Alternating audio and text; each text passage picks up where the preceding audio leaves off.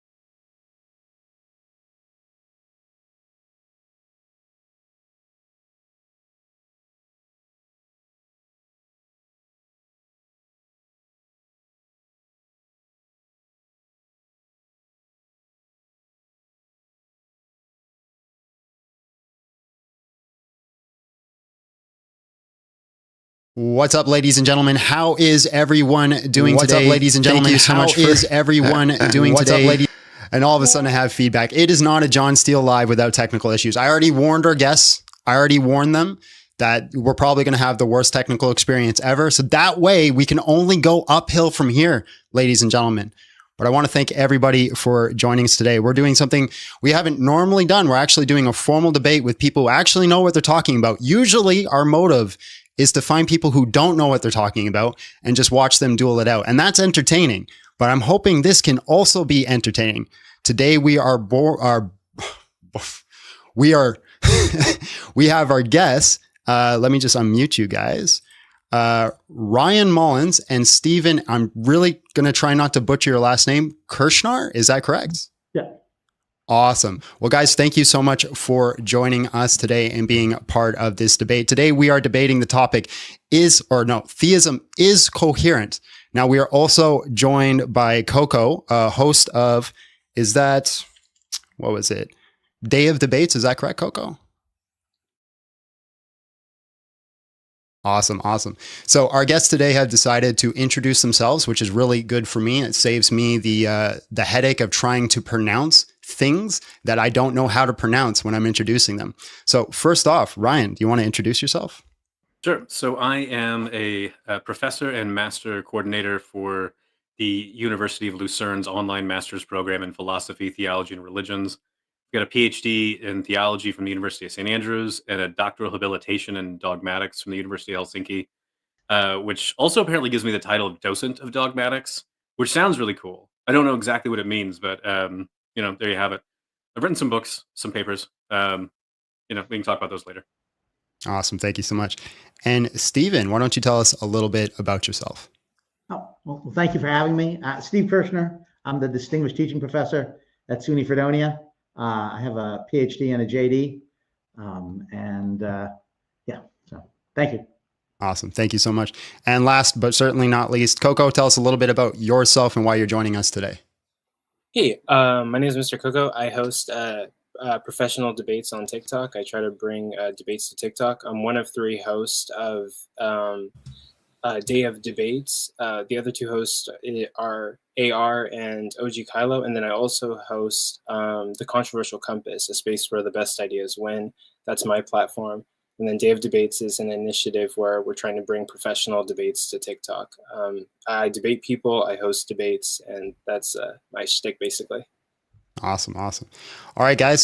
So we've all talked beforehand. We all collectively agreed that we're going to start with 10-minute openers 5-minute rebuttals, and then 5-minute cross-examination. For those who are not familiar, in the cross-examination area, we're going to have one of the debaters question the other debaters. And in this situation, they are allowed to interrupt each other if they feel like they're not answering the question and take back their time. It's not considered rude. It's just part of the debate format. And then we'll finish with closing statements, about 3 minutes each. And then we'll have about 15 minutes where you can ask questions. So if you want to make sure your question gets through, send it through in a super chat and we'll make sure we get it. If you can't do a super chat, just send it however you can. We're going to try to look out for them.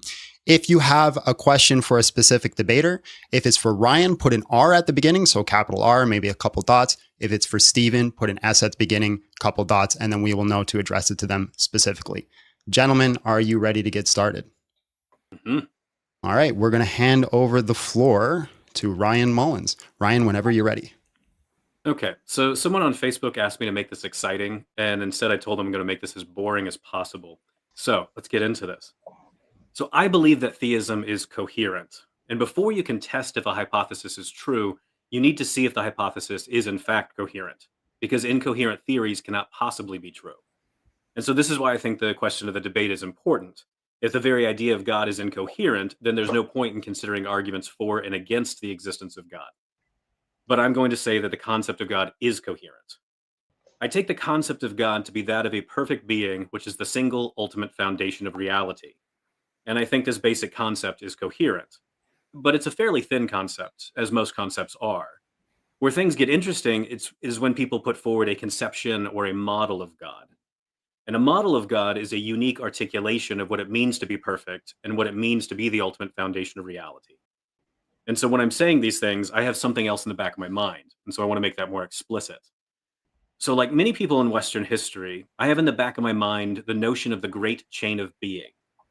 The great chain of being is God's mental representation of all the possible beings that could exist in their wide variety of variations and degrees of greatness. And a common assumption is that anything located on the great chain of being has some sort of potential degree of intrinsic value, such that if that being were to exist, it would instantiate that value. Now, there are many different kinds of values represented on the great chain of being. And I take it as obvious that there are more values in reality than moral values. So, for example, this present debate has lots of different values like entertainment value and perhaps the value of intellectual stimulation. And so my claim is that God is at the top of the great chain of being and is the source of the chain. And this is because God is the greatest possible being and the ultimate foundation of reality. But this raises a question. What does it mean to say that God is perfect or the greatest being? God is perfect in that God essentially has all of the great making properties or attributes. Great making properties, well, these are properties that it is better to have than not have, all things considered. These are attributes that make the possessor intrinsically great overall and not relatively great to some sort of subset of possible beings. So what a model of God is trying to do is offer some sort of unique articulation of which attributes best capture the notion of perfection in that basic concept of God. But the thing is, a lot of models of God, they disagree over these various attributes. Some people want to say timelessness is in there. Others want to say temporality. Some say simplicity. Some say, no, that's nonsense. It's unity. Others say impassibility. Others say passibility. So what I call these the contested divine attributes because they're attributes that philosophers and theologians really disagree over quite substantially. Whereas other attributes are relatively uncontested in the sense that most models of God agree on them. And so what I'm going to do is primarily focus on the uncontested attributes, the ones that most people agree on. So I start with necessary existence, aseity, and self-sufficiency. So God exists necessarily. That just means God cannot fail to exist. God must exist. However, not all things that necessarily exist are ase or self-sufficient. So aseity is a distinct attribute which describes God's independent existence. God's existence is not asymmetrically dependent upon, nor is it derived from something else. Because after all, you can't be the greatest if your existence depends on something else. And then the same thing goes for God's essence or nature. So God is self-sufficient in that God's essence or nature does not depend upon, nor is it derived from something external to God. Because again, you cannot be the greatest if your essence depends on something else. Now, notice that everything I've just said logically entails that God is an eternal being. To be eternal is to exist without beginning and without end. If God must exist, then God will exist without beginning and without end. Next attribute I want to talk about is omnipotence. I take it as obvious that omnipotence is a great making property, because I think omnipotence is obviously intrinsically valuable. And at the very least, it's a prerequisite for other values like moral perfection. In order to see this, I need you to consider the following. So omnipotence is the most power-granting set of abilities, which logically excludes liabilities or weaknesses. Now, I should not have to say that last part out loud, but most people miss the entailment. This is because not all things that we call in English abilities, not everything we say in English that is ability, they're not all powers. Some things we call abilities in English are actually liabilities. For example, the ability to have mistaken beliefs, that's a weakness and not a power, and thus will be logically excluded from the most power-granting set of abilities. Instead, God will have cognitive excellence, which covers the powers pertaining to beliefs, rationality, and emotions. And this entails that God has the power to know all that is possible to know, and to know things in the right way, where God is not going to be subject to like cognitive defects, epistemic vices, or mistaken beliefs. So in other words, God is omniscient. So God is omniscient if for any proposition that it is logically possible to know, God knows of the truth value of that proposition in its appropriate context and utterance. Now, I take cognitive excellence to exclude the so-called ability to perform irrational actions. This is because the so-called ability to perform irrational actions, well, that's really a liability or a weakness. So it will not be included in the most power-granting set of abilities because it's a weakness and not a power. What this means is that God's cognitive excellence entails the power of perfect rationality. So God is perfectly rational if and only if God is appropriately responsive to objectively good reasons for his actions. So God's perfect rationality and moral perfection, they are mutually entailing because moral considerations are one set of reasons for acting. So the weakness of performing morally bad actions is logically excluded from the power of perfect rationality. Now, God is perfectly morally good if and only if God is appropriately responsive to morally relevant values. So in this way, a morally good agent is rational because it is rational to be responsive to moral values. And a perfectly good person always does what she has most objective reason to do. And as omniscient, God will always know what he has most objective reason to do. And then as omnipotent, God will be free to perform the action that he has most objective reason to do. So as I see it, the most power-granting set of abilities must include the power to perform free and efficacious actions. In other words, omnipotence entails free will. Now, an agent is free in that 1, the agent is the source of her intentional actions, 2, performs her intentional actions for a reason, and then 3, is able to perform or refrain from performing her intentional actions in the absence of any decisive reasons. So decisive reasons, these are reasons that are so powerful that rationality demands that the agent has to perform them. But in most cases, like agents like you and me and God, we are only presented with justifying reasons. So mere justifying reasons, these are objectively good reasons to perform an action, but they are not so powerful that the agent must do them. The agent would be rational in refraining from acting. So, thus far, I've claimed that God is a necessarily existent, eternal being with attributes like aseity, self-sufficiency, omnipotence, cognitive excellence, perfect rationality, perfect moral goodness, and free will. And I take these to be great-making properties that God has essentially. And any claim that theism is incoherent, it must point out some sort of contradiction. Perhaps that a single property is incoherent, all by itself, or that 2 or more of these attributes are incoherent when they're combined in some sort of way. And so with that being said, I will invite my dialogue partner to spot the contradiction in the very idea of God. Awesome. Thank you so much for that opening statement. I'm going to try to pretend that I understood what every one of those words meant. That's my goal. We're going to hand over the floor to Stephen next. And Stephen, you do have a PowerPoint you want to bring up. Do you want me to pull that up now? Yes, if you would, please. That would be awesome. Great. All right. All right, Stephen, the floor is yours whenever you are ready. Great. Okay. Before I begin, I really want to thank the host of this, of the Big John Steele site for having me. I greatly appreciate it. And it's truly a real honor and a pleasure to be, discussing this with a philosopher absolutely talented, as insightful as Ryan. I mean, just it's great to be with someone that good. So, all right, my claim is that theism isn't coherent. All right, so is that okay? Can you see this? Mhm. Okay, so just a brief legal note. This work is my own; doesn't reflect anyone else. The one exception is Nathan Bray, sort of co-researcher of mine. A lot of the ideas are his, so he does bear responsibility for the views put forth. Okay, so I'm going to defend two theses. First, I'm going to claim that if theism is coherent, then God is the greatest possible being. And the second, I'm going to claim that God is not the greatest possible being. If those things are true, then theism is not coherent. And my overall strategy is to say that if the notion of God is coherent, then he's the greatest possible being. And if that's true, then he's going to have to be morally responsible, right? So crudely apt for praise and blame. And also he's going to have a unique maximal value. That is, the maximum amount of value, and there's only one way that it can be exemplified. And he's got to be independent. Okay, so let me just briefly go over some of these concepts. By God, I'm going to say neutral on whether God is a proper name or whether it has descriptive content. For example, the greatest possible being or perfect being. I think the latter is probably true, but I'm going to say neutral on this. Second, the modal ontological argument says roughly that because the greatest possible being is possible, he exists. And this relates to the fourth feature, which is that I'm going to assume that the greatest possible being is independent. That is, an extrinsic thing of randomness does not determine his existence, his essence or his existence. Okay. And then what do I mean by responsible?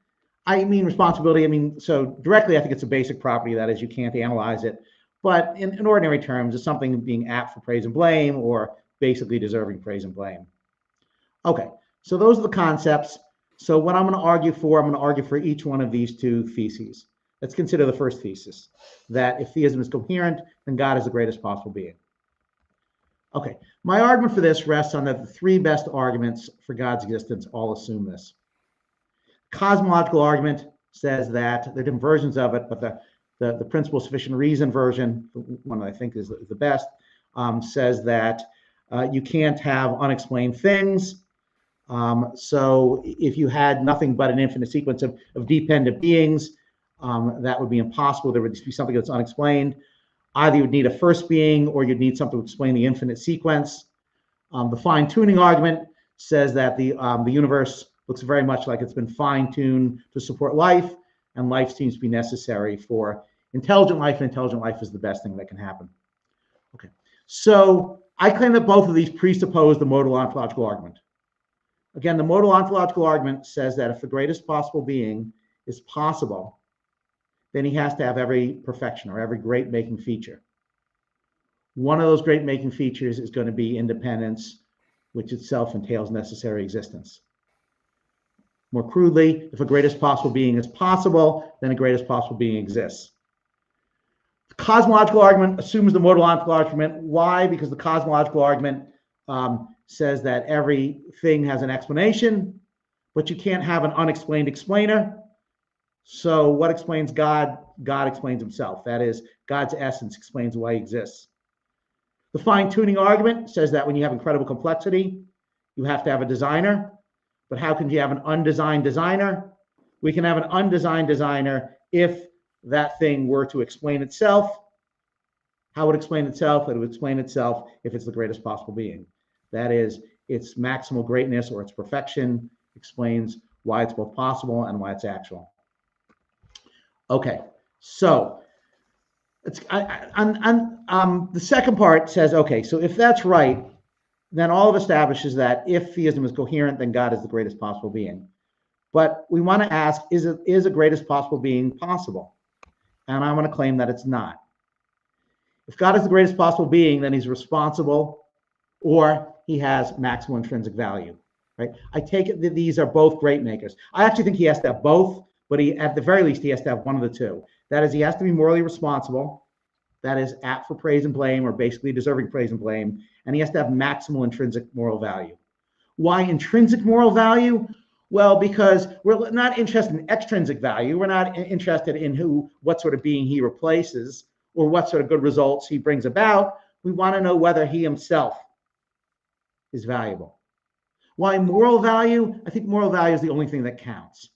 Other sorts of value, if you could have, for example, intrinsic sexual value, something like that, intrinsic hockey value, these are not the sort of things that's going to explain why something has to exist.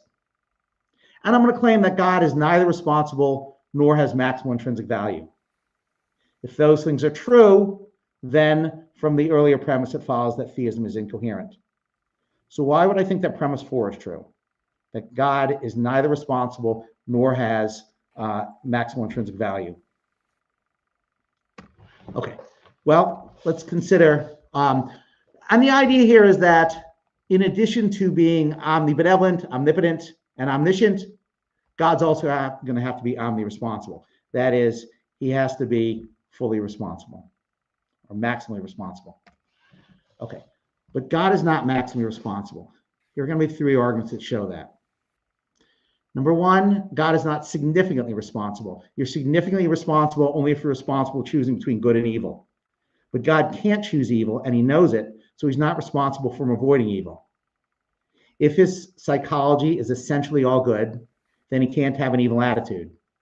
And if he can't have an evil attitude, he can't be motivated to do evil. If he can't be motivated to do evil, he can't decide to do evil.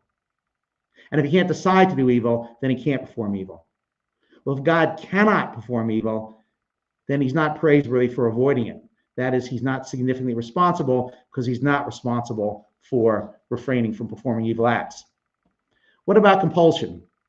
Think about a kleptomaniac. Kleptomaniac has an internal compulsion to steal.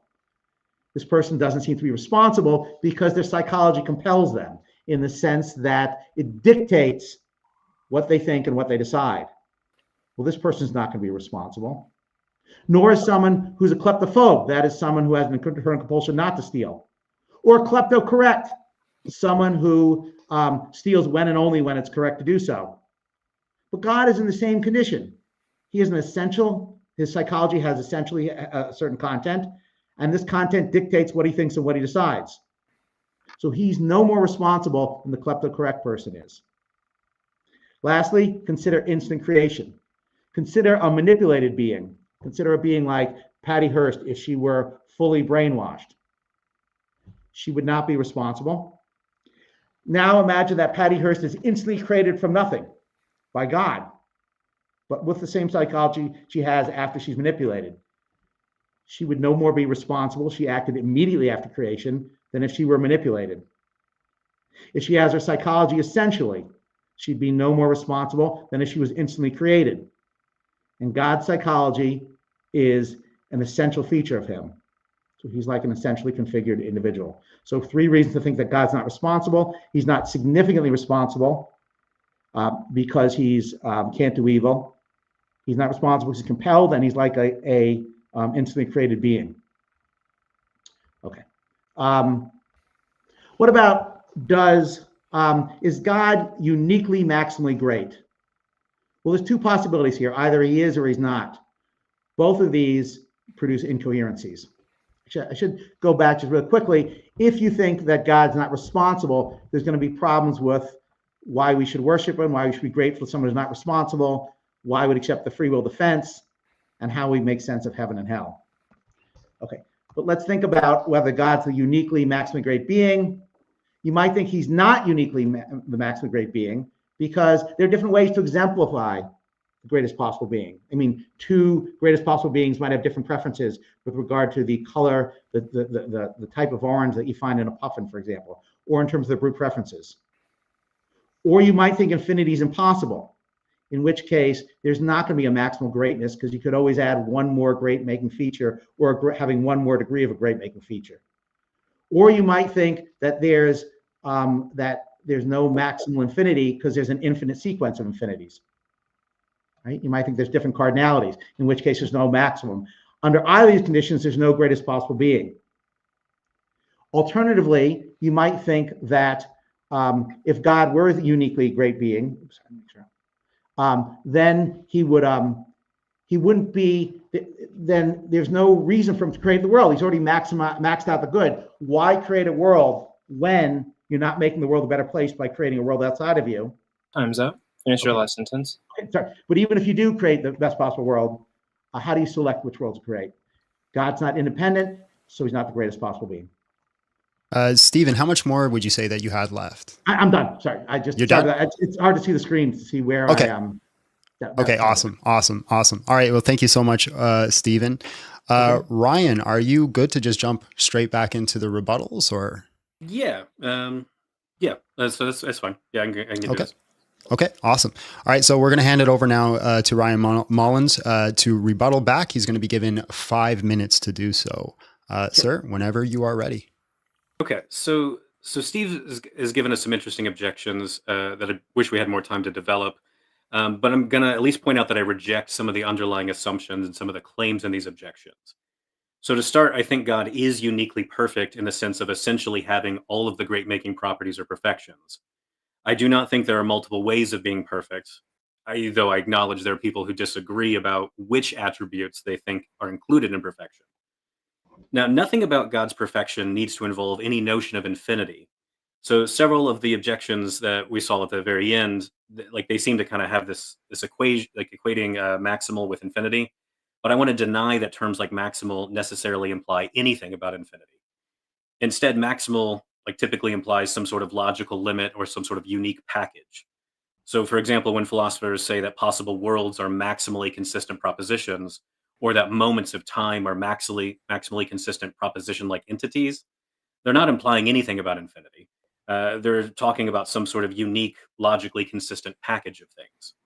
So I want to reject Steve's claim that God cannot be maximal because I reject the assumption that maximal has any necessary connections to infinity. And in fact, weirdly enough, in my opening statement, I never even used the superlative of maximal when I was describing God, because I try to get rid of some of these superlatives when I can, because I think they're often fuzzy and prevent clear definitions. So, for example, when I said God is omnipotent, I said God has the most power granting set of abilities. And this doesn't imply like an infinite number of powers, but instead refers to some sort of logically possible package of power granting abilities. I also want to deny that responsibility is an essential great making property. Responsibility is a basic property that one acquires if one performs a free action that is subject to praise or blame. And so notice that this is a property that comes along with the performance of a free action. So since free actions are contingent and accidental, they cannot be essential, and so they can't be an essential divine attribute. But I do think that God can be praised for doing good things when he freely decides to do something. He didn't have to do that. We can talk more about that during the cross-examination, is my guess. Hopefully we can. So the issue of divine freedom, though, I see no reason to think God is compelled to create. Instead, I think that there's some more ambiguities and assumptions about the term maximal that I want to reject. So allow me to articulate things as I understand it without relying on any terms like maximal. So prior to creation, God has many creative options about the kinds of possible universes and possible creatures that he could produce. And each possible universe has some like certain potential value in itself, and then it also has an associated value relative to God's goals or purposes. And depending on what God's goals are, different kinds of universes may or may not satisfy that divine goal. And God is able to compare different kinds of goals and is able to compare the ways that these different universes satisfy those goals. I deny that there is a best possible goal, and I also want to deny that there's a best possible world. So I deny that God is presented with any decisive reasons to create. Instead, God is presented with merely justifying reasons to create.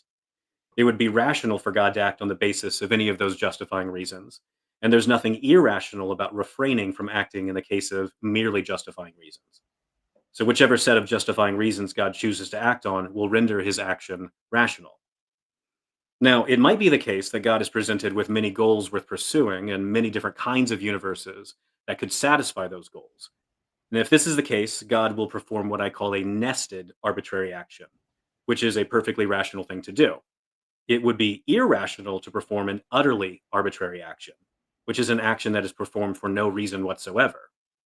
Whereas a nested arbitrary action is when one has a good reason to perform a course of actions, but part of that course of actions involves just selecting from many good actions, any of which will advance your overall course of action. So if you don't just pick something like from one of your options, your entire rational course of actions will be frustrated. So thus, you have a good reason to just pick something. And we do this all the time. There's nothing irrational about it because we have good reason to do it. And in fact, philosophers have lots of categories for trying to capture this. We've got these notions like satisficing and submaximal optimization. So when it comes to the exercise of God's freedom in creation, there are meaningful and coherent ways to state why God would create, and meaningful and coherent ways for describing how God compares his options. And none of this involves any utterly arbitrary actions from the uniquely perfect God. Awesome. All right. Thank you so much. Stephen, how you feeling? You ready to jump right into your rebuttal? Please, absolutely. Awesome. Floor is yours. Whenever you're ready, we'll start the time. I'm ready. Really enjoying the conversation, so thank you, guys. My first response, I'm going to make 4 responses to Ryan's excellent points. The first is it's not clear the features that Ryan points out are consistent with one another. Take the 3 O's. If God is essentially all good, and there's certain actions he can't perform. He can't perform acts of evil. Now, Ryan's going to say these are liabilities, but nevertheless, they're things that I can do that he can't do. Well, it's kind of an odd view that's not a real task if I can perform it and he can't. So it seems that omnibenevolence conflicts with omnipotence. Omnibenevolence also seems to conflict with omniscience. There's certain things I could know, the joys of doing evil. But if something's essentially omnibenevolent, he cannot know that. So those 2 O's contradict each other. So the notion that you don't have to choose between the various omni properties seems to be mistaken. In fact, they contradict each other. There's at most 1 O, and I think you have to, in terms of explanatory priority, say which omni property gets priority. In terms of moral responsibility, Ryan seemed to say, well, I wasn't quite clear what his response is, but you might think God should clearly be responsible. I mean, we think that when we worship God, we're grateful. But why be grateful to someone who's not responsible? Why be grateful to a robot, or why be grateful to the weather? That is, we should be grateful toward and only toward responsible beings. And now, I also argue that God was not responsible. And I think those arguments have held up. I mean, it seems clear that God cannot perform evil acts, so he's not responsible for avoiding evil. Saying that God's free is both false. He's not free to perform an evil act in the sense because he's essentially omnibenevolent. And in any case, he can't choose to perform an evil act, and you can't perform an act that you can't choose to do. In addition, God's compelled by his essential psychology.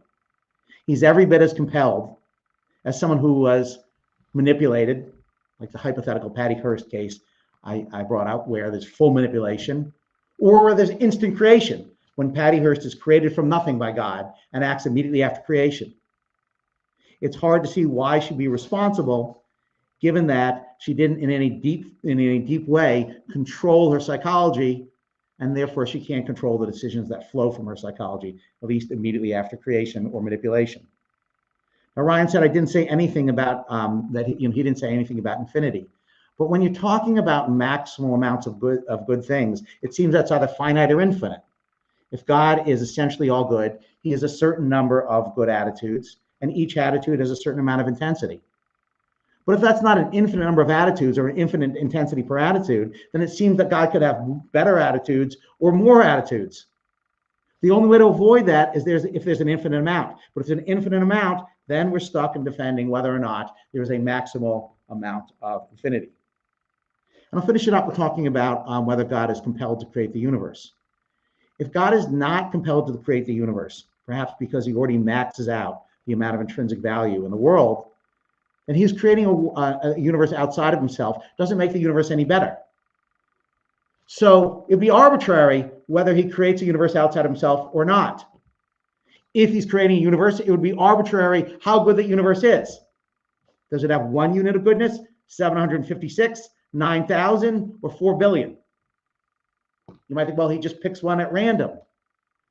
But if God acts on a purely arbitrary basis, that is, he has no justifying or contrastive reason for choosing whether to create a universe as to whether outside of himself or whether not to do so, or whether to create a particular universe rather than something else, it's a completely arbitrary choice. And God is not responsible for a completely arbitrary choice.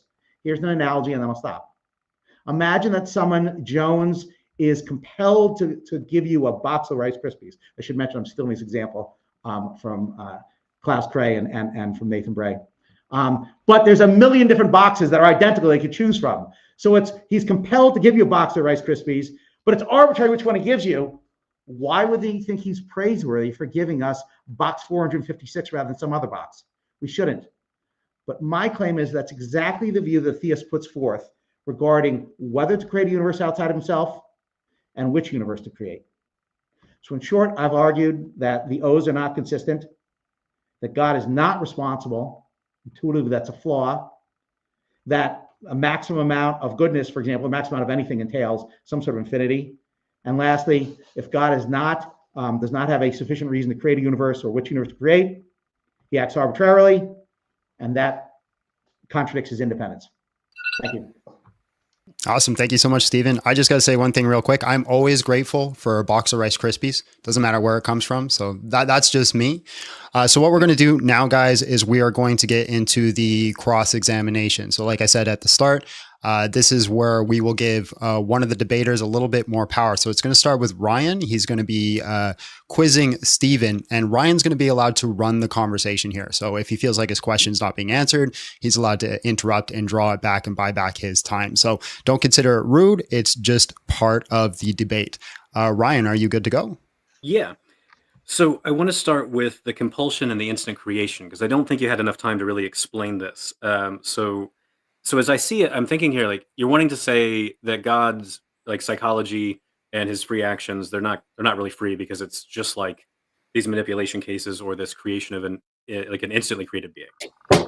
But I think there's a disanalogy, because in the compulsion cases that you were looking at, the manipulation cases, there's some external manipulator, and then with the instantly created being, that like its nature is being externally imposed upon it by whatever's creating it. That's not the case with God. So I might be missing something, but that's what I was thinking. So I was hoping you could say a little bit more about this. Sure, great, I appreciate it. So I guess we kind of could agree that if Patty Hearst were fully brainwashed, she would be compelled and she wouldn't be responsible. Okay, that would be good. And if Patty Hearst were like instantly created from nothing, she wouldn't be responsible. Now imagine that Patty Hearst has her psychology essentially. Perhaps it comes out through random forces, or perhaps she just, however you would come about, she would be no more responsible than if she were manipulated or if she were instantly created. But you might ask yourself, why is God any different than these things, right? He has no more deep control over psychology than a fully manipulated being, than an instantly created being, or being with an essential psychology.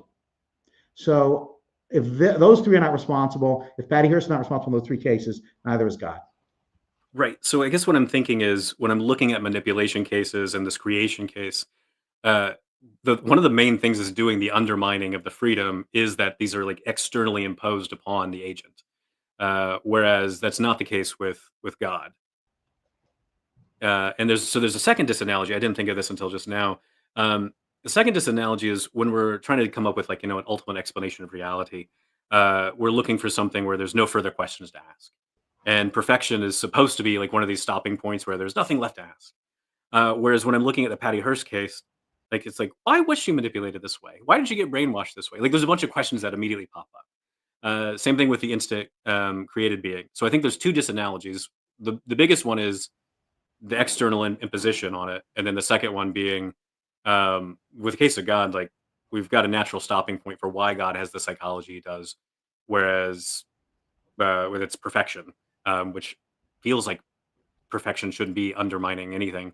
Whereas with the Patty Hearst case and the instant created being case, there's a bunch of questions that pop up that are unsatisfied, that are explained by something external that does the undermining. I don't know if I said that very well, but do you kind of get what I'm getting at, though? Yeah, I think those are two great points. I'll respond to them, but I think that's points. Number one, isn't the case of the three Patty Hearst cases, isn't that better explained in terms of an external agent? Isn't that what's undermining the responsibility? And the answer to that is no. What really explains it is the lack of deep control of Patty Hearst under those three cases for being able to control her thinking or her psychology. So let's imagine that God's essence, that is his essential nature, his perfection, explains why he has the psychology he has and why he exists.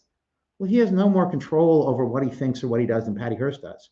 The fact that there's no extrinsic agent is really beside the point. So I like your point, but I have to respectfully disagree, because I don't think that's what explains the difference. In terms of God being the ultimate explanation of himself, I'm not sure how that's related to responsibility. That might explain why God has the psychology that he has, but it doesn't explain why he has deep control in any way. Now, there's also a problem. I claim that if there is different ways to have a greatest possible being, then of course he's not going to be the ultimate explanation of why he exists. But you deny that. But yeah, let me just say that even if he's the ultimate explanation of why he exists and has the nature that he does, his psychology that does, what does that have to do with the deep control that's required for responsibility? Mhm. How much time do we have left? I didn't know if I want to get into a different topic. 46 seconds. 46 seconds. Okay. I didn't get to the apologies. Gosh, yeah, that's not enough time to. Yeah, that's fine. Let's go on to the next thing. If Steven's willing to, we can add an additional minute onto each one of your guys' times if you had another question. I mean, I do want to hear the next question. I would like to please give him a few minutes. If necessary, give him a minute or two out of my time. Sure. Okay. So I wanted to hear. Give me 1 second to set the timer. Yeah, that's good. Yeah. Let's see. And you can start now. So I wanted to ask you more about the claim that God's not responsible, because what I was thinking is responsibility is not an essential attribute of God, but it would be something like an accidental property. Like if God decides to create something, well, then he's going to have to be responsible for it because there's always consequences for your actions. Is that? I guess how would that change your argument? I guess is what I'm curious. So if you thought that responsibility was an accidental property, so long as it has to be a property of God, whether it's a primary or a derivative property, doesn't matter, as long as it's a great maker. So my claim is that God is not responsible. He's lacking great maker, whether it's whether it's a fundamental property or derived property, it doesn't matter for my account. Okay, because so I'm gonna deny that if it's that it's a great making property, because if it's accidental, it can't be great making, because great making properties have to be essential properties that are better to have than not have. So freely performing an action, I don't see how that's going to be a great making property. Whereas having free will, like that seems like that's great making. So I guess that's where I'm trying to see how to develop the disagreement like a bit more tightly. So just real quick, I know we're short on time. Yeah. I think free will is not itself important. Free will is relevant because and only because it leads to responsibility. The focus on free will, just in general in the free will literature and among theists, is a mistake. We care about free will because we care about responsibility. Okay, interesting. There we go. Just ran out of time. That was Perfect. All right. Well, Stephen, you gave him another minute, so we're going to give you 6 minutes on the clock for your cross examination. Whenever you start, we'll start the time. So I'm curious as to what you think about the Rice Krispies case. If it were the case that Jones he was compelled by his essential psychology to give you a box of Rice Krispies, but he got to choose which of a million different boxes of Rice Krispies to give to you. So he chooses box 456. My view is, do you think that so the decision is entirely arbitrary. His motivation is locked in. It's not something over which he has deep control. Do you think that he is praiseworthy for giving you box 456 of Rice Krispies or giving you any box of Rice Krispies? And how that's different from God's creating the world in general or creating a particular world? Yeah, I guess the disanalogy for me is I don't think that God is compelled to create, because I think that because I deny best possible world. I don't see any decisive reason for God to create.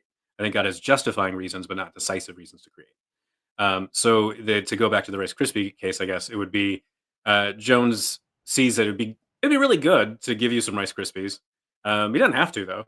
But it'd be good if he did. And then he's like, well, okay, well, I think it's good to do that. I'm going to act on the basis of those good reasons.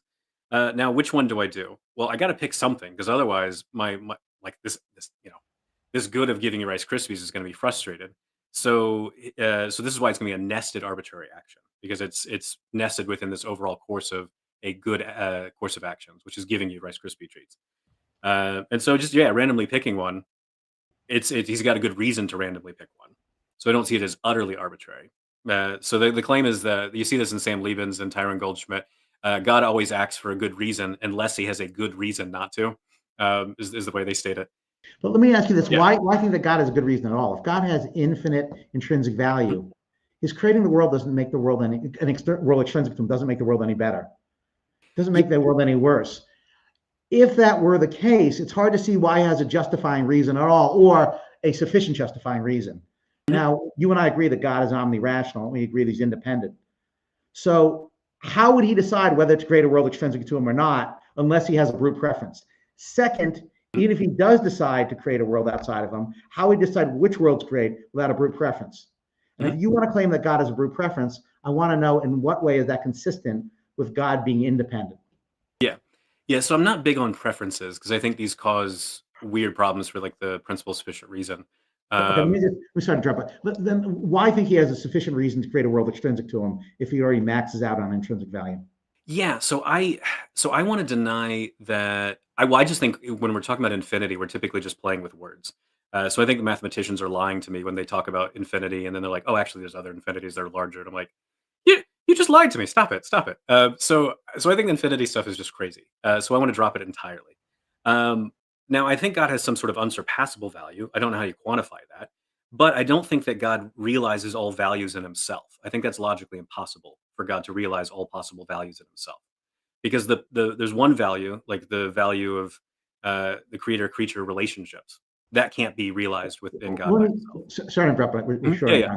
Apologies. But Yeah. if God doesn't realize all values himself, it seems that he does have a sufficient reason to create.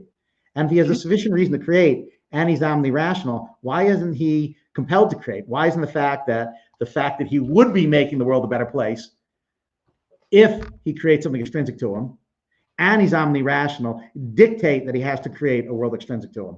That is, I'm not sure. I'm not seeing why you don't think. Right. Yeah, because I haven't developed it yet. Yeah. No, this is the right way to push. So as I see it, if you're going to try to satisfy like a sufficient reason, all you need is a justifying reason. You don't need a decisive reason. So this is where I think Leibniz is like sneaking in some other claims in the way he develops the principle of sufficient reason. So I think you just need merely justifying reasons. And then again, justifying reasons are things that you'd be rational to act on behalf of, but not irrational for refraining from acting on behalf of. The further claim is there would be certain values that would be instantiated if God were to create, but it's not clear that it would necessarily make the world like better overall, because I don't understand how to quantify like these different values, like God's unsurpassable value. But sorry, again. Yeah. But if they're not sufficient reasons, that is, if there's a tie between the reasons, then it's arbitrary. And if there isn't a tie, then he's compelled. That is, it seems to be a dilemma. If creating a world extrinsic to him really does provide a sufficient reason, that is a reason that's better than its absence, then he's compelled to create. If it doesn't, it's arbitrary. Arbitrariness conflicts with his independence. Sufficient reasons can contradict the notion that he's free not to create. So are you thinking that sufficient reasons have to be contrastive? Is that what you're? Yes. Okay, yeah, because I'm going to deny that. Like Tim O'Connor and Alex Bruce are also people who would want to deny this. So yeah, I think that's going to be where the disagreement is. I don't think. I don't understand how you can have a non-contrastive sufficient reason. That is, if you're deciding between A and B, and A really is the better choice than B, it's got to be contrastive. If A is not better than B, it's still got to be contrastive in order for you to say it's neither better nor worse. Mm-hmm. If they're incommensurate, we can't say we can't compare it. We can't say that they're equally good. So I don't understand. I'm well aware. I mean, as you make a good point, people like Tim O'Connor is an outstanding philosopher. Says that we can have non-contrastive reasons. I cannot make sense of that. Yeah. I cannot make sense of that whatsoever. Let's see if I don't know how quickly I can state this. So Proust, I'll just tell you the conclusion of Proust's argument because I can't state it quick enough. The conclusion of Proust's argument is supposed to be that when you're looking at all the cases of contrastive reasons, it really just boils down to you acted on the basis of A. And that's why you did A, is because of the reasons in favor of A. That like the contrast is irrelevant. I don't know how to develop that in 20 seconds. I'm sorry. Yeah, I mean, the reason I like your point, but the reason I have to respectfully disagree is I think there is no way to develop it. I mean, if you're responsible for choosing A over B, then it's got to be the sense in some way that A is better than B. If A is not better than B, all things considered, it's arbitrary. And if it's arbitrary, you can only make the decision with a brute preference. And if you can only make it with a brute preference, you're not responsible for it. Yep. Awesome. Thank you guys so much. So we did, towards the end of this, we have 15 minutes set aside for audience questions. Now I have been watching the questions. So far, one of the main questions that I've seen come up is I don't understand the words that they're using. So there hasn't been a whole a whole heck of a lot of questions coming in. So I'm curious if you guys would be okay with changing the format just a little bit. And if you're not, that's perfectly fine. So instead of doing 15 minutes at the end for questions, if you guys would prefer doing 15 minutes open dialogue now and then finishing with closing statements, because you guys seem to be having a great conversation. Yeah, it's fine with me. Is that okay? Yeah, if you guys are fine with that, then yeah, we'll just open up the floor to you guys and just try to keep it clean. I went last, Ryan, so please go ahead. Yeah, I'm trying to think what, like, because there was a couple arguments you got into that you didn't get the chance to develop. I want to hear more about the, like, why God would have to create. Yeah, let's get into that a little bit. Explain that a bit more, because Okay, you ran out of time in your opening statement. so imagine that God has, let's just say that the 600 units of value is the maximum amount of value that is possible. And God has 500 units in and himself. But if he creates the universe, it adds 100. So therefore, if he creates a world extrinsic to himself, he's making the world a better place. Now, if he's omni-rational and he's all good, there seems to be no reason that he would not create the world extrinsic to himself. But if his psychology dictates that he create a world outside himself, and he's omni-rational, which is your kind of God, it would seem that he would have to create in every possible world that he's in. When faced with that decision, he'll always create the world extrinsic to himself. So you might say, well, he's necessitated to create the world of himself, but I'm wondering in what sense is he not compelled by his psychology? Note that he can't revise his psychology. So in what sense is he not compelled to create the world if it moves the amount of intrinsic value units from 500, which is his amount, to 600, which includes him and the extrinsic universe? Yeah. Okay. I think I'm starting to kind of get where you're up to. So the follow-up question I had here. So what exactly is the problem that they're wanting to pinpoint here? Is it that if he's compelled, he has no free will? Is that the idea? Yes. Yes. Well, Okay. no, there's two parts to it. Number one is if he's compelled, then it looks like he's not responsible for creating the universe. Number one. And if he's not compelled, it looks like he's arbitrary, and then I worry about his independence, because I think what you need something like a brute preference to say, well, if he's not compelled, how do you decide anything unless you use a brute preference when it's an arbitrary decision? Yeah. I like Bradley Rettler and I just forgot the other guy's name he co-authored with. They've got this new Cambridge element on divine personality, and Andrew Bailey. There we go. And they think that, like, these preferences, they're not brute. They just somehow, like, essential to God. I couldn't make sense of it though. But I just think it's like it's something that you might want to become aware of, because there's people who want to push back in interesting ways. I just struggle to make sense of it. Now, with the compulsion case, though, I'm curious about exactly how it undermines God's free will. So, do you think that there are cases in your own life where that rationality demands you do a particular action? That rational, yes. Yeah, and do you think like that's like you're still responsible or free in those cases? Yeah, but I'm not omni-rational. I mean, I Sure. can make poor decisions. God cannot. Yeah, but like in this case though, it's like there's like rationality demands you do one thing, and you do it. So your worry is not about that rationality demands it. It's that you could do otherwise because you could have like a weakness of the will or an ignorance of it or something like this. Yeah, I mean, if we assume libertarian free will, yeah, you might think I could do otherwise, or you might think that, look, I could just, I could make various errors in thinking like that. But none of these things apply to God, right? He can't have weakness of the will. He can't have clear-eyed wrongdoing. He can't have, negligence. So none of the things that, I mean, I do lots of blameworthy things, but God Right. can't do any of those. Yeah, because it just seems odd to me to say like there's a best possible like there's a best action in this case. Rationality demands that you do it, and God's like, yeah, I recognize the reasons and I'm appropriately responsive to it. And part of what it means to be free is acting on the basis of like objectively good reasons.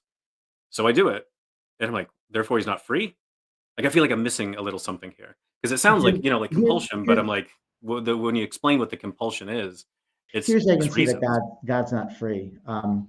And I'm going to steal kind of the thought experiment from Peter Van den Wagen. So God's in a situation, he can leave the world at 500 intrinsic value units, which is how much he has, or he can create an extrinsic world, which adds 100, so there's 600. And he thinks, oh, well, look, I want to make the world a better place, so I choose the 600. And then we roll back the tape 1,000 times, And each time he chooses the same thing. In fact, his psychology dictates it because he has a processing rule that says when a choice makes the world better, in fact, much better, I will do that. And that processing rule trumps any other part of his thought. In what sense would he not be dictated to create the world with 600 intrinsic value units rather than 5? Right? I mean, if you're a libertarian and in every possible world he does the same thing, you might think in what sense is he free, or you might think if there is just an overpowering rule, in what sense would he be free? Okay, I've been dictating this conversation, so yeah, you want to take it over for a second? Sure. So yeah, I guess the question I have with you is I'm worried about, let's say that God is deciding which world to create, and the world, let's say you're right, that there's either no infinity or there's only finite numbers. So he's creating numbers 1 through n. And he has to choose which number to create, but for any number he could create, he could always create a better world.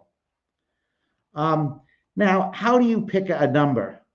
Well, you could use a random number generator, but you have to decide then which random number generator to use and which function to use. You could use a creative flourish, but why this creative flourish rather than another? Really, it's a claim about brute preference. And I'm sure those guys are great philosophers, but I just disagree with them that it's not brute preference. I have no idea how you can pick numbers 1 through n without being brute. So my question to you is twofold. Number one, how does he pick which world to create if they're all finite numbers? And 2, how does he pick it without using a brute preference? Right. So you're talking about like universes that are assigned to the numbers, not like creating numbers itself, right? Well, they're amounts of goodness, right? Right. With Okay. one, 2 units of goodness, 3 units of goodness. Yeah. Okay. I see what you're saying. Because I want to make sure we're not talking about creating numbers because it's a different conversation. Yeah, that's right. Yeah. Yeah. Okay. So I'm writing a book on this at the moment, and I'm still trying to work this out. One of the things I'm frustrated with a lot of these conversations is they're talking in terms of these very abstract numbers. So like Mark Johnson will say like, well, yeah, God's infinite. So like God's reason to create cannot be to add value, because if you add any value to infinity, it's still infinity. And I'm like, well, if we're talking in terms of just abstract, like these very abstract notions of numbers, I think we're missing something very important. So if I say God creates X value, oh, well, then the total amount of value is still infinity. Okay, that doesn't sound very interesting. Whereas if I say, well, God wants to create like Stephen because like Steve is really valuable. It sounds a much more interesting kind of claim. And surely you're not self-deprecating enough where you're like, oh, well, I mean, I'm not that great, like, and I don't think you're that great, but you're kind of cool, like enough, like cool enough for God's like, yeah, that's a reason to create. I don't have to, because you're not like so amazing I have to create. Like, why not? Like let me stop with that point before we get into more. Like, does that make sense a bit? Like, It makes a lot of sense, but I still think you're interested in total value because you're choosing between different people and different numbers of people. yeah. So you could create Steve and you could create Steve's twin brother, or you could just create Steve, right? So the question is, and second, you could create Steve, or let's say that you could create Paul instead of Steve. Right. Exactly. Okay. So this is good, because what I want is, instead of playing with these abstract like numbers and stuff, to really talk in terms of like concrete goals that God wants to bring about, and then seeing what kind of universe is needed to bring about those goals. So, for example, if God wants to create a universe where he fully determines everything that happens, well, there's certain kinds of features the universe is going to have in order to do that. And so you can start talking in terms of like a universe where there's like fully naturalistic, deterministic laws. So none of this quantum mechanics nonsense, that would be the sort of universe where God would create. And now I've got like some actual like content I can understand instead of just playing with numbers and variables. If God's goal is to create a universe where there's lots of indeterminism and chance, perhaps he wants to create a universe with an open future. Well, now there's like a completely different set of things we're looking for. And I can give some like kind of interesting details of why that's the case. And these things it seems to me, I can get a better grasp on how you compare and contrast them than I do when we're just talking in terms of X unit of value and this or that. I'm talking about actual like values that I can grasp and think about, that you and I deliberate about all the time. So that's kind of the basic framework of how I'm thinking about this. Is stop with all the abstracta, because that's fun for a while, but let's talk about actual concrete values that we can grasp that I think would fill in the story. So let me pause there, because I don't know if I've actually answered I your think that's a question. great point, and you do really good. I've read your stuff on this, and it really is fantastic. But I guess I have 2 concerns with it. Number one, life's full of trade-offs. And when you create one world versus another, if you're not going to use numbers, it's unclear how you're going to do it. I mean, you might think the things are incommensurate. That's one claim. But unless you think they're incommensurate, which again, I can't make any more sense of than I can make of some of these other things, it's not clear why you wouldn't numbers. Numbers are what allow you to make trade-offs. And number two, if there really were like incommensurate values, because you could create, Steve, or you could create, Al, and you think, okay, well, they're incommensurate. One's not better than the other. How would God decide that without brute preferences? That is, in your view, does God have brute preferences? And is that consistent with the sort of things you said about him being like self-sufficient and ase and self-explanatory? I just realized there's some part of my work that you've read that I didn't bring into the story. So I said, so in my little book about a big God that you read, I talk about God having certain natural desires. Like certain desires seem quite natural to follow from God's nature. And one of them follows from God's love. And the natural desire that would follow from love would be to enter into relationship with any possible self-conscious creatures that God might create. If God decides to create them, then he would want to enter into a relationship with them. I don't know how much time we have, because I don't know if I've got time to develop this. You have 4 minutes and 4 seconds. Okay, so let me try to develop this a little bit. So I think that that love is an essential attribute as well, but it's a contested attribute. That's why I didn't want to put it in a debate. But let's be contentious. Why not? So love. I take love to be, when you love a person, it involves like a trio of values. You see that if they exist, you would recognize the value of their existence. You would recognize the value of their flourishing, and you would recognize the value of some sort of unity or relationship with them. And so because you recognize this value, then that's a reason to motivate you to perform a loving action, which is one that promotes their existence, flourishing, and some sort of unity with them. And if this is an essential attribute of God, which again I acknowledge is very contentious, if this is an essential attribute of God, then I think that would give rise to certain natural desires. So these would not be brute preferences. This would be natural desires. The natural desire would be that when God's looking at the great chain of being, he would see that if I were to create these potential beings that are in the category of something like persons that have this sort of self-consciousness and so forth, then I would be able to see like the value of their existence, the value of their flourishing, and the value of having a relationship with them. So I would naturally desire to have a relationship with them if I were to create them. Now, does that sound brute to you, or maybe I've missed something? I don't know. I guess that's the question. Well, I think I agree with you on your account of God. I think it's brilliant and well done. I don't think that solves the issue though. God still has to decide, should I create A or B? Right? Let's say that the few things are true, that I'll value the person's existence, her flourishing, and my relationship with her. But still, I still have to make a choice. Should I create A or B? And I don't see how you do that unless you either rank them. A is better than B, B is better than A, they're equally good. Or you say they're incommensurate, in which case you get an arbitrary preference. Secondly, the level of being. You could create beings at the level of human beings, sort of moderately evil, moderately smart, moderately responsible. Or you could create massively good beings, right? So if human beings are at level 200 in terms of our overall abilities, but you could have created beings at level 2000, why create such minimally talented, flawed beings rather than much better beings? So I think, while I think your theory is an excellent account, I think that's the heart of perfection, omnibenevolence, which consists of love. I don't see how that gets around the problem of brute preferences. And again, my suspicion is that you don't like brute preferences any more than I do. No, probably for the same reason. We probably dislike it for the same reason. Where we differ, as best I can determine, is whether we think that God's locked into using brute preferences. Now, some of our opponents in the theistic community, they think that God does use brute preferences, or they cite creative flourish, or they think he used a random number generator. But I gather you and I are highly suspicious of these brute preference, these covert references to brute preferences. Yeah. So we've got like 2 minutes, right?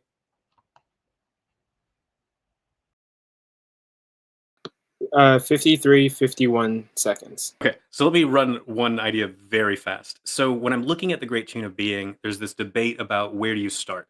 And a lot of people say Avicenna and Plotinus, they're like, God starts at the top and works his way down.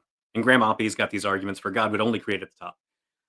I'm trying to develop some arguments that go, that's just nonsense, that's incoherent, you can't possibly do that. And then start at the middle, that's nuts, that's crazy, don't do that. And try to run this argument where you have to start from the bottom and work your way up. And how do you start from the bottom and work your way up? An evolutionary universe where you start with very simple beings that can develop in complexity and so forth. This is what I'm hoping to do. And the end goal would be able to say, if God's trying to maximize or trying to hit like as many things on the great chain of being as possible, the best way to do it would be to start at the bottom and work his way up. That's the big idea. That was garbage to just try to throw it at you there at the last second. Finish your last sentence? Or That's it. That's all I got. Awesome, guys. Thank you so much. I feel like if I gave you guys 2 hours, you guys would just go and and very, very civil conversation. It was really cool to see. So what we have left is closing statements, which will be about 3 minutes each. Now, I did steal some of you guys' time with the open dialogue we didn't plan for. We did have some questions come in. If you're open to it, we can do the questions. If you're hard on time, we can skip them. It's completely up to you guys. I'm happy. No, I'm You're good to do happy it? Awesome. All right. So we'll leave it up for Ryan right now to finish with his closing statement. Ryan, whenever you are ready.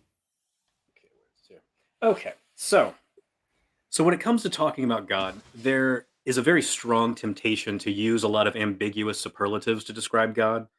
And as a believer, like I understand this temptation very well. So there are many times when words seem to fail when I'm trying to express how amazing I think God is. But these unexamined expressions, they can often betray us and introduce all manner of incoherence into our theology. But I think good philosophical debate can help us expose the fuzziness in our thinking and help us clarify what we really think about ultimate reality. So I want to thank Stephen for helping to expose what I think are actually very serious problems in the ways that theists typically express themselves. And so my hope is that a healthy debate like this one is going to lead to hopefully all of us to do better to seek out truth, beauty, and goodness. Now, what I presented tonight is just a fraction of some of my current musings on the nature of God. And notice that I said current, because debates like this, what they do is they often push me to revise some of my thinking. Up to this point, I've published 5 books and 70 articles trying to explore just various aspects of rival models of God and associated religious doctrines. And this brief debate that we've had tonight, it just barely scratches the surface of a lot of issues that I think are worth exploring. So while I've done my best to try to defend the coherence of theism tonight, I don't want anyone to think that we've somehow settled the matter, because that's just not true. That's not true at all. Instead, my hope is that this debate has piqued your interest enough to help you go deeper into these debates over God and the story of the world. I just say real quick, 5 books and 70 articles and the most humble man on the internet. We have to say that for sure. I'm not humble bragging. I'm just bragging.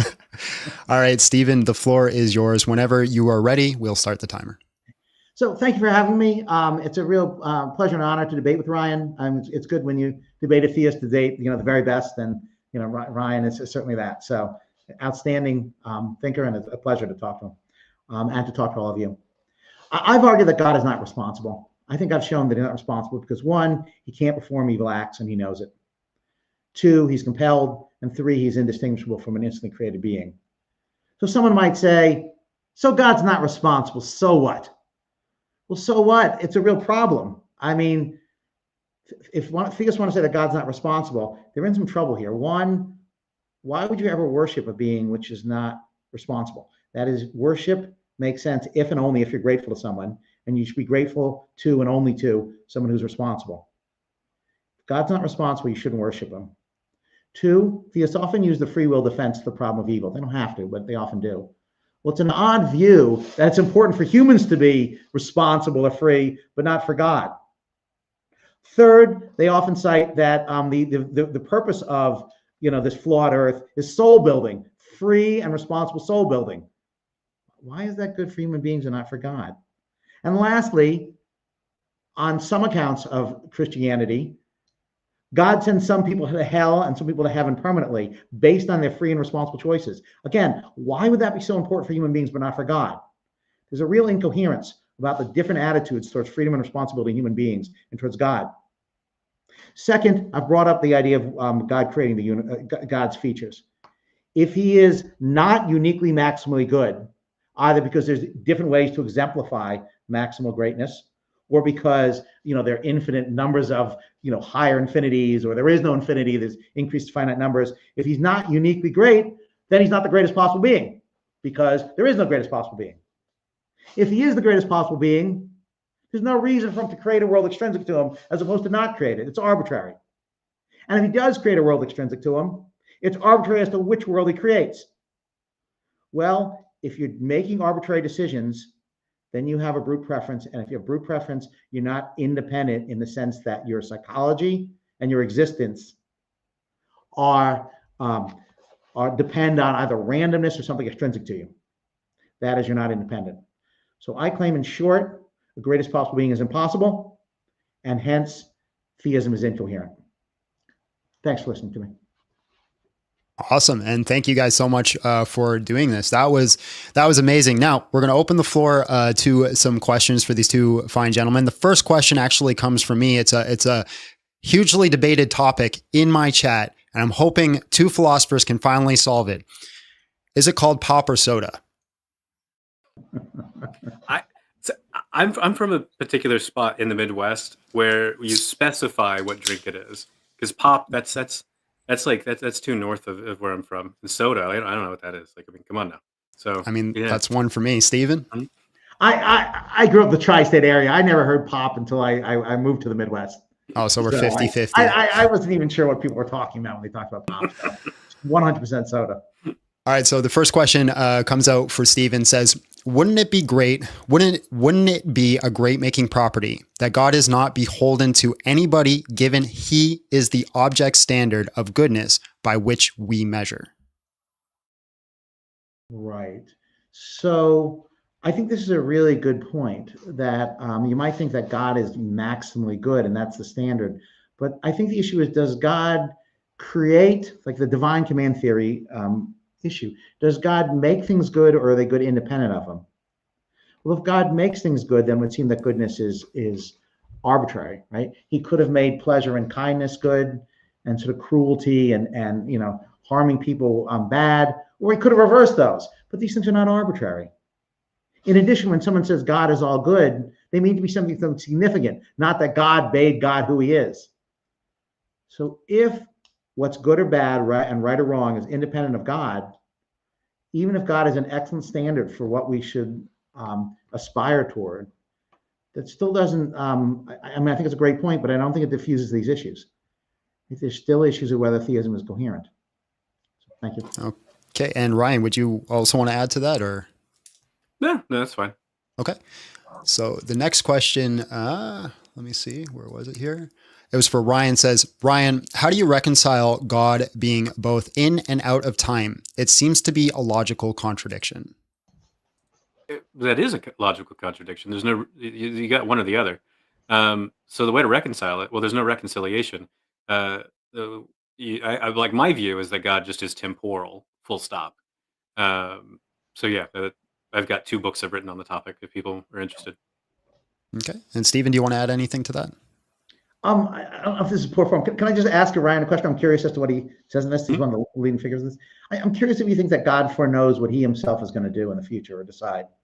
Yeah, so this is a dirty little secret that that no one wants to talk about, which I think is hilarious.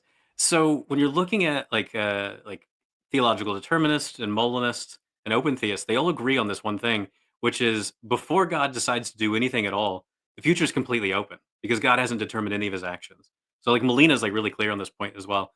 But then he tries to like hide it by embedding all of these in like these logical moments in God's timeless moment. It gets really just nuts really fast. And that seems right to me. So there's a Calvinist named John Feinberg. He was one of my professors during my master's. He said the same thing. He's like, yeah, before God decides anything at all, the future is completely open for God. And then God decides to create a fully deterministic universe and a fully deterministic timeline. So I think that is like got to be the starting point for like Calvinist, Molinist, and open theist. Is this sort of like God initially faces an open future? I just one question. But if God knows exactly the content of his psychology and he knows how he reasons, how could he not know for certain what he's going to decide? And if he knows what he's going to decide, how is he any more free than if God knew what you or I were going to decide to do? Mhm. Yeah, because one of the things, I guess, the disagreements between you and I is I don't think that there is a best, like, I don't think God has decisive reasons to do one particular action in this initial state. So if there were, then like I don't even think it would make sense to talk about God deliberating um, in this case. Like if there were a decisive reason from the start. But this is a problem I see in a lot of theologians is where they'll say God doesn't deliberate, but then they'll give you this long, detailed story about how God does deliberate, and I'm like, what are you talking? Like, so William Lane Craig does this in his new systematic, where he's like, God deliberates, and then like 100 pages later, he's like, no, he doesn't, and I'm like, what are you doing? So this is, I think, an issue that theists really need to work out instead of having these dirty little secrets. They need to put them in the open the air and start debating them. Is my view on the topic, at least. All right. Next question we got is for Stephen. It says, Stephen, how do you bridge the is-ought gap? Good. So I like the question. I think that if someone thinks that morality is objective, or if you're like a philosophy nerd, if you think that moral realism is true, you might think, look, it's just a fact of the matter that certain naturalistic facts are going to be right or wrong or good or bad. Now, perhaps they're non-naturalistic facts that supervene naturalistic facts, but there has to be like a necessary connection if there's going to be objective morality. So I do think that if you think that morality is objective, that is independent of what we think, then you're going to have to say, look, there just is a supervenience on morality from the natural world, in the same way that you might think consciousness supervenes on the firing of neurons.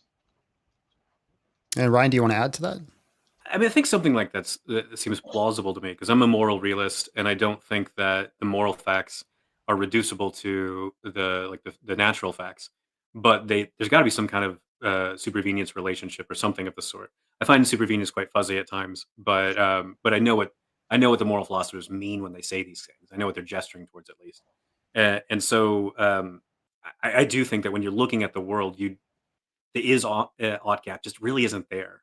So remember Evan Fales, who's a really good atheist philosopher, one time telling me, he's like, you just look at a child, like a human child, and you can just see that is a vulnerable thing you have to take care of. He's like, I don't care, like you can just see it. And I'm like, that seems right to me. That seems plausible to me.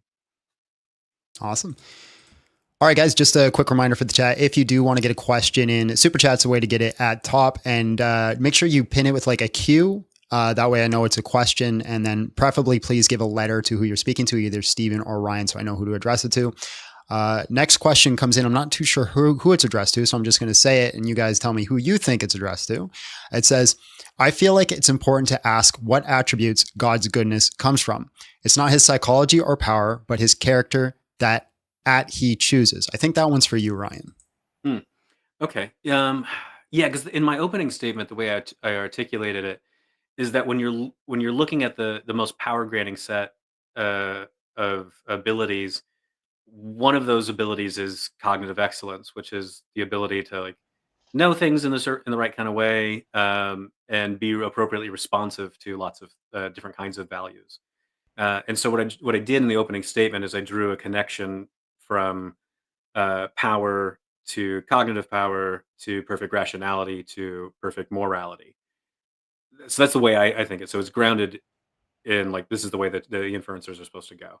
Now Stephen might have a different way of like thinking the way the inferencers are supposed to go. So I'd be curious to hear about that. Yeah. So yeah, I mean, my view is actually pretty similar to Ryan's. I do think that God's essence is that of perfection of the greatest possible being, and I think the heart of that, and this is where Ryan and I think disagree a bit. I think the heart of God's great making property is his essential moral goodness. And I think the essential moral goodness just is and only is a psychology. So I think that his greatness depends on and only on his goodness, and his goodness depends on and only on his psychology. So I just think, look, when we talk about God, we want to focus on, does he max out intrinsic moral value? That's what we're looking for. Awesome. Next question comes out for Stephen. Says, wouldn't it be a great making property that God is not beholden? Didn't we already read this one? I think you did. That was the first one. It must have come in twice. Okay, we'll get rid of that. That was a good question. We could answer it again. Well, I'm trying to find one for Stephen. Ryan and I can do a whole second and third round on the same question. So Here's one that I think might be for both of you. It says, how can we infer the world is better and or good without an initial world to compare to? And I'll say, Stephen, if you want to take that first, or if Ryan, you want to take it first, whichever one. I don't know, go ahead. So let's say you thought a vacuum world with nothing in it had zero value. And you might think, well, a world with like 100 very happy people have ecstatic lives is better than zero value. So I think you can compare it that way. If you thought that if there were no world extrinsic to God, so nothing out there, let's say you thought that was similar to a vacuum world, you could compare it, 100 units to zero. So I'm not sure why those comparisons are so high, why the comparisons are impossible. Now, you might think the question of, well, if there's no space out there, what is it that is the bearer of value? Some sort of, nerdy technical concern. But leaving that aside, I don't know why we can't just say, look, how many happy people are there? How happy per person? Total up the amount, and then get a value function. It doesn't have to be happiness. How virtuous are they? How loving are they? Whatever you think is the value maker. I mean, why can't we add it up in an arithmetic manner and through that decide how good the world is? That seems right to me, because when I'm thinking about this, I'm like, well, I'm looking at like abstract possibilities. So I don't need a concrete world, I guess, to make the comparisons. Now, if these abstract are just don't exist at all, then I feel like I'm a bit lost. But I'm not always that tempted by nominalism anyway. So yeah. And I think next is probably the most important question that we had, something that everybody needs answered for Ryan Mullins. Is that a real bookshelf behind you? I think to your stage left. So this one is real. This one is fake. That just a fake bookshelf for kicks and giggles? Well, so my wife and I were trying to like make this office space look more like YouTube friendly. And so it wasn't just a blank wall. And then I had this, there's this band called Make Them Suffer from Australia that I really like. This metalcore, this deathcore band. And so I got like a flag of theirs. I put it up, and she's just like, "It looks like you're in your 20s." And I'm like, "I'm happy to look like I'm in my 20s. Keep going." But like, so she just thought it looked childish. So she was like, "No, let's put this up." And yeah. And I guess that leads to the next question. Stephen, how are we to take you seriously without a bookshelf behind you? That's a good. I think that's a good guess. I'm not doing enough reading, so. I mean, it's NFL season. I mean, how much reading can you do during NFL season? Fair enough. So I think we have another one for Mullins. Says, can you explain why choosing between A and B, you don't contrast A and B and only decide on A, even though both of their goodness can be evaluated? Mm-hmm. So the claim that, like, if you deny that the principle sufficient reason entails contrastive reasons, the claim is that you're acting on the basis of A. I'm sorry, you do A because of the reasons in favor of A. That's why you do it. Like full stop. Like that's the claim. How you try to like fully develop that, it's a lot more complicated story. But that's the short answer: is why are you doing A? Well, because the reasons in favor of A. And do you want to add on to that, Stephen? Yeah, I mean, I guess I think these reasons are contrastive. I mean, imagine you're deciding what to do. You're deciding, should you marry person A or person B? You have to think, okay, what are the, which do the reasons better support? Or decide, should I go into philosophy or should I be a physician? You look at the contrastive reasons. Same thing with morality. You think, okay, should I, join the war effort? Or, you start the example, stay home with, take care of my mother. I mean, I don't understand how there's any sort of decision that's going to be either right or wrong, or for which you're going to be blameworthy or praiseworthy, that doesn't involve contrastive reasons. In fact, I don't even understand how it's even possible. Now, I do agree that there are leading philosophers who put forth this idea, including outstanding philosophers. Ryan mentioned Tim O'Connor, and Ryan as well. But I just, for the life of me, I can't make sense of how something can be right or wrong unless it's supported by the fact that one reason is more normatively stronger or stringent than a second. Same thing with regard to what would make someone praiseworthy, blameworthy. You're praiseworthy when you act on what you see to be the stronger reason, suggesting there really are stronger and weaker reasons. Next one is also for Ryan. Says, does your model for objective morality overcome the Euthyphro dilemma? Am I saying that right? Euthyphro. It sounds like you're arguing God has perfect moral knowledge, not that he is the fundamental source of morality. Mhm. Yeah, I left my position completely agnostic on this question because there's different ways you could develop it. So some people like T.J. Mawson at Oxford will say you've got God, and then you've got just all the necessary moral facts, which are just propositions, just floating there independent of God. Now, God God's reasons are always based on these necessary moral facts. Um, and there you go. Like and then whatever God creates, then you create some contingent moral facts, and this is how the story of how you get the full moral landscape in the world. The short version of it. Now, what a lot of people want to do is they want to put those necessary moral facts in the mind of God, and say that okay, well, so God's aware of all the necessary moral facts; they're not existing independent of Him. And so when God creates a universe, He creates all the contingent moral facts, and then all the other things you do to insert into the story to get the full story of the moral landscape. Now, either way you go, God's options are the same. So I don't exactly understand the advantage of having the moral facts outside of God's mind or inside of God's mind on this sort of story. There might be some other independent reasons why you'd want to put them one place or the other, but in terms of making God like the source of morality, like I don't see it making too much of a difference, honestly. Awesome. And Stephen, do you want to add to that or?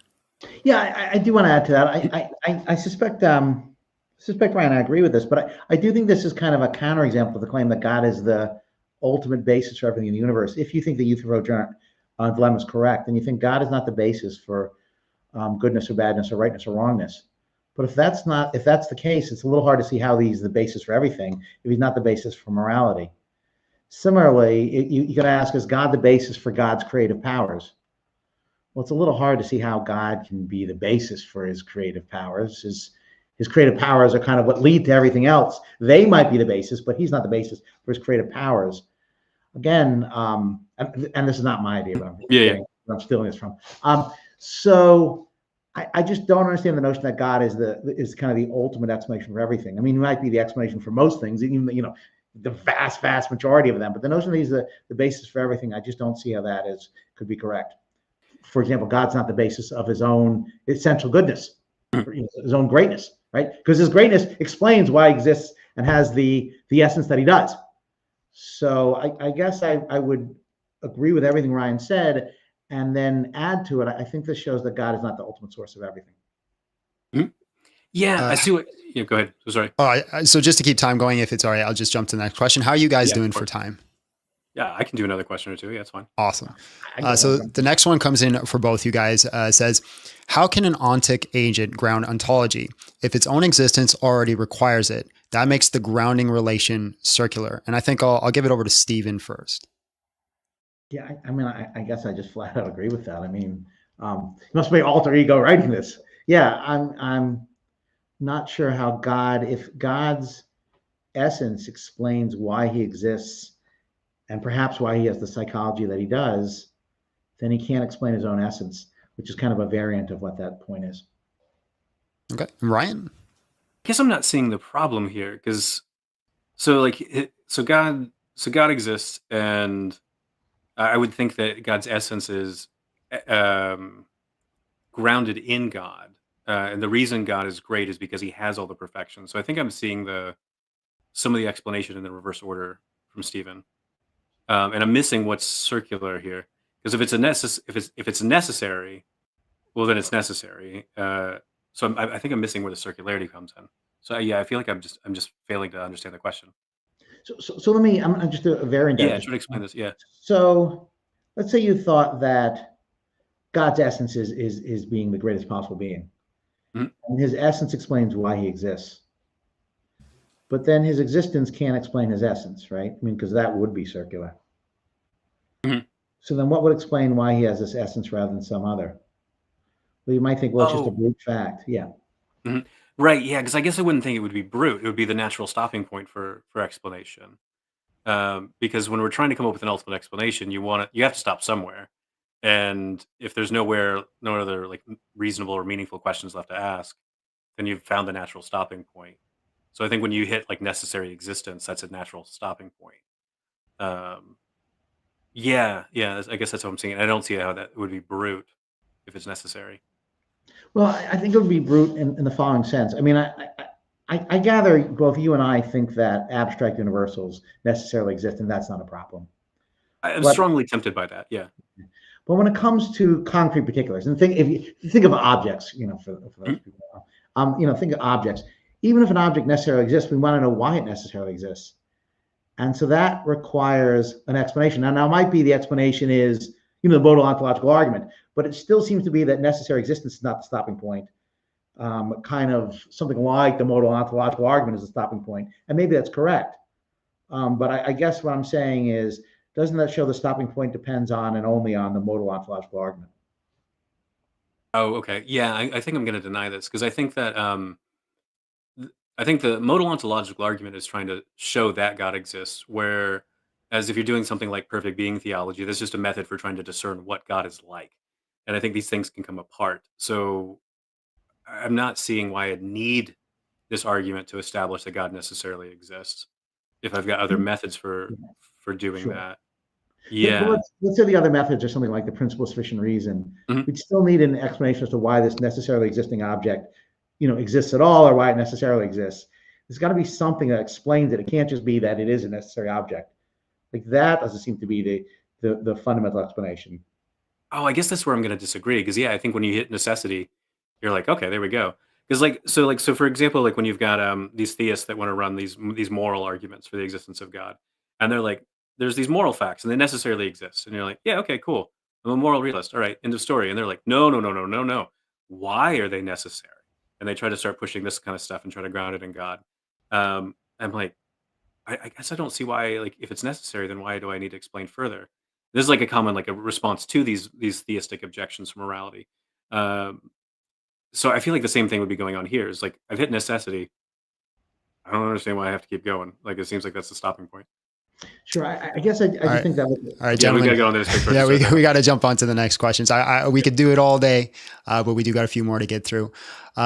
So the next one says, how do you reconcile God's perfection with his act of creation? Actions are goal orientated and thus presuppose scarcity. Would a perfect God create? I think this one is more towards you, Ryan. I don't understand why there'd be like why there's has to be scarcity. Yeah, I think I'm just going to reject this presupposition. Like actions that are goal oriented presuppose scarcity. Why should I think a thing like that? Okay. Yeah. Stephen, do you want to add to it? Yeah, Or I agree with Ryan. I okay, don't know why perfect. we have scarcity. All right. Yeah. The next one comes up, says, if God doesn't exist, why argue his non-existence? I think this is for you, Stephen. Okay, so there's several reasons I think that if God does not exist, we want to show that God doesn't exist.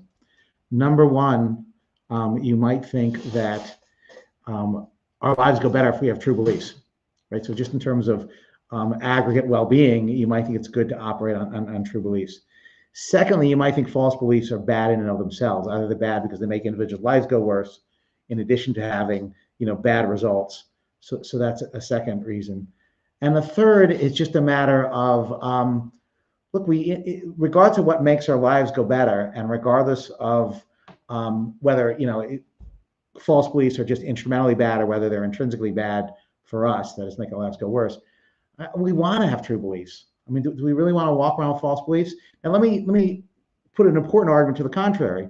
You might think that if there were solid evidence that people behave better if they think God exists, that might be a good reason not to publicly argue that God doesn't exist, because it's going to make the world a worse place. That is, we do better if people if people do believe that God exists, regardless of whether he does exist. I'm in no position to evaluate whether that we have sufficient reason to believe that. But I just think, look, false beliefs have three bad things. One, you might think false beliefs are bad in themselves. You might think they lead to bad results, and you might think they lead to other false beliefs. So those are the three main reasons that if God doesn't exist, we want to be able to publicly show this. And Ryan, do you want to touch on that? A little bit, yeah, because I think that part of the pursuit of happiness is trying to be properly attuned with reality. And if you're trying to be properly attuned with reality, you need to know certain things like what exactly exists and then what do I do about that stuff that exists. And so if it turns out God does not exist, well, there might be a lot of knock-on effects depending on what you think God is like and the sort of promises that are and other claims that are wrapped up with this. So like different religions are going to have different claims about what God supposedly does and is promised to do in the future. And if all that's false, you don't want to orient your life around that. You want to orient your life around something else that actually is going to bring you happiness that really is attuned with reality. So I think that's why you would want to engage in these kind of arguments. Awesome. We do got a few more. We're almost through it there, gentlemen. The next one says, I'm not too sure who it's for. It says, can you sort out of elaborate how brute preferences or reasons violate aseity and why nested arb discussions don't solve this? Because Ryan, this is similar to your impassibility argument. No, thank you both. I think it's for you, Ryan. Oh yeah. So the argument I have about impassibility is that impassibility prevents God from having any reasons at all to create, like full stop. Um, so you don't even get into the realm of like nested arbitrary decisions or choices. It would just be an utterly arbitrary action. And I've got a lot of there's a lot of details for how that's supposed to go. So the first part of the question is like, can I sort out how brute preferences or reasons violates aseity? I don't think brute preferences or reasons would violate aseity, because aseity is just that God's existence is not dependent upon anything outside of himself. Where the brute preferences might be a problem would be in terms of self-sufficiency. Like, well, not necessarily self-sufficiency, but like, why exactly does God have the nature that he has? And the answer is supposed to be, well, because this is just what perfection demands. Whereas brute preferences, those really like perfections? Like, what's going on there? That's where I think the problem would be. It wouldn't be necessarily for aseity. So I think this is just a completely separate issue from the arbitrary creation argument that I have. And Stephen, do you want to touch on that? Yes, I want to. I mean, I want to agree with Ryan. So I'm going to repeat what Ryan said. I'm just going to say in a slightly different way, which is that I think independence is a great making feature. And by independence, I mean that God's essence and his existence don't depend on extrinsic things, and they don't depend on randomness. But if God's preferences are brute, and by brute I mean nothing explains them, it seems that they're random. But if they're random, then God's not fully independent. If he's not fully independent, he's not the greatest possible being. So that's why I think that God cannot have a brute preference. But if he can't have a brute preference, he can't decide which world to create. And I claim he can't decide whether to create a world extrinsic to him or not. Awesome. All right, gentlemen, we have two more questions. This one actually comes from the gentleman who facilitated this debate. This comes from John, says, and it's for you, Stephen. I can't bring it up, so I'll just read it for you. It says, do you believe God has intrinsic responsibility as a divine great-making property, in the alone world, essentially? If he doesn't, then doesn't that mean this property is not great making and essential, rendering it dispositional? John, you got too many spelling mistakes in there. Go ahead. So great question. If God were to be responsible, then he'd be responsible both in the world containing only God and in the world containing God and a world extrinsic to him. So I think you're right to be concerned about whether or not responsibility would it be just a disposition to be responsible, or whether it be actually responsible. But as argued, I think we have strong reason to believe that God is not responsible. So if that's the case, there's two ways to go. We could say, yes, so what? Responsible is not a great maker. Or we can say, well, we should have a different view of responsibility for God than humans. They're two different responsibility properties. I don't find that second way a very plausible way to go. You might think, look, if we know what responsibility is, it is what it is. Let me just say one other thing about responsibility. We really care about responsibility in our lives, right? We want spouses, who are responsible. We don't want Stepford wives, right? We think that we don't want to go into the experience machine because we'd only have the experience as if we're responsible. We wouldn't be actually responsible. We think dessert matters, right? If we're giving up units of pleasure, we'd rather give these units to good people. Like, we'd rather give 100 units of pleasure to good people than 101 units of pleasure to prison rapists. Why? Because they deserve worse, and dessert entails responsibility. So the fact of the matter is, we really care about responsibility. But if we care about responsibility in humans, why wouldn't we also care about it in God? So I like John's question. I just think it's true that if God were responsible, he'd be responsible if he was the only thing in the universe, but he's simply not responsible. And Ryan, do you want to touch on that? Briefly, yeah. So when we're looking at responsibility in our daily lives, we've already find ourselves thrust into a moral order that we did not ask to be placed in. Whereas I guess I'm seeing in the alone world where God exists all alone and he hasn't done anything, there's not really any sort of moral like the moral landscape's really thin. I don't like there's like some necessary moral facts and I'm like, that's cool. But there's no like set of obligations because who's God obligated to? There's no one else around. He's not made any promises. He's not doing anything. So I think the responsibilities kicks in once God creates a morally interesting universe, and then we find ourselves in a morally interesting universe, which is where I think that's why we care so much about all these concepts of basic desert and blame and praise and all that. And I think that once God creates a morally significant universe, that's when God's going to have consequences as well, like obligations to do this or that. Yeah, I think he's going to have to be responsible for it in that way. But I think this is accidental to him. Yeah. Can I do a quick follow-up? Sorry, I'm curious, Ryan, whether you think that God would be praiseworthy or blameworthy for like not creating a universe. That is, that even before he creates the universe, if he's deciding whether or not to create it, and then he makes a decision, wouldn't he be praiseworthy or blameworthy in virtue of creating it, not only after it's been created? I think I misunderstood the question slightly. Like, so if he's all alone, is he praiseworthy or blameworthy for saying, "I'm not doing anything"? Yeah, that's right. Yeah, right. Yeah. No, I don't know what's like. There's no one to praise God. I guess like God could praise himself, but that seems silly. So I just don't know what it just seems kind of odd to me that God would be praiseworthy for not doing anything at all, because there's no morally significant action that's been chosen in this case. So yeah, I think it's just a category error in this case to talk about praise or blame. So the next, probably the most important question comes from mutual friend, Than Krista something or other. I can never say his last name. Can't handle all the handsomeness in this stream. He's not wrong. Not wrong. So last question, I think it's a really good question to end off on. Can you guys both steelman the other's position? Is that something you guys be willing to do? Sure. Yeah. All right, Ryan, why don't you go ahead?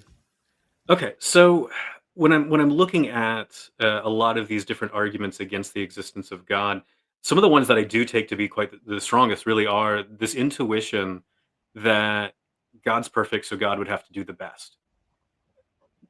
The difficulty I find is trying to establish exactly what it means to do the best. But a very strong intuition throughout a lot of Western history is that what it means to do the best is to maximize all possible goods. And so this is often called the principle of plenitude. And I think there's I can understand the intuitive force behind it. And so the principle of plenitude says that goodness has to like be necessarily diffusive. It just has to create more good things. And the problem with that is that entails a modal collapse. Like if God has to create as many like good things as possible, and well, why not create all the good things that are possible? Well, then like God has no decisions, there's no choices, there's no freedom there, and there's not going to be freedom for anything else. So that seems to me like a very serious problem. And there's a lot of models of God that are going to grant all of this. I think what Stephen's hitting on does attack quite seriously a lot of different models of God. And Stephen, are you happy with that steelman? Yeah, yes, I very much am. And I would like to say I find Ryan's position extraordinarily strong and it's very difficult to attack. I mean, one way to understand Ryan's position is saying, look, God's the greatest possible being. And by that, I mean that he has every consistent great-making property to a maximally degree, so long as it's consistent with the other ones. And that makes it difficult to attack because you think, okay, if I attack this property, you say, well, look, if it really is inconsistent with the other ones, then he doesn't have it. If it is consistent with the other ones, then he has it. So in some sense, it makes it extraordinarily difficult to attack. And then Ryan further strengthens his position by saying, look, I don't think it's the best possible world. So we don't get a modal collapse. We don't, have human beings and God losing responsibility or free will in that sense. I don't believe in brute preferences. So, I don't lose independence.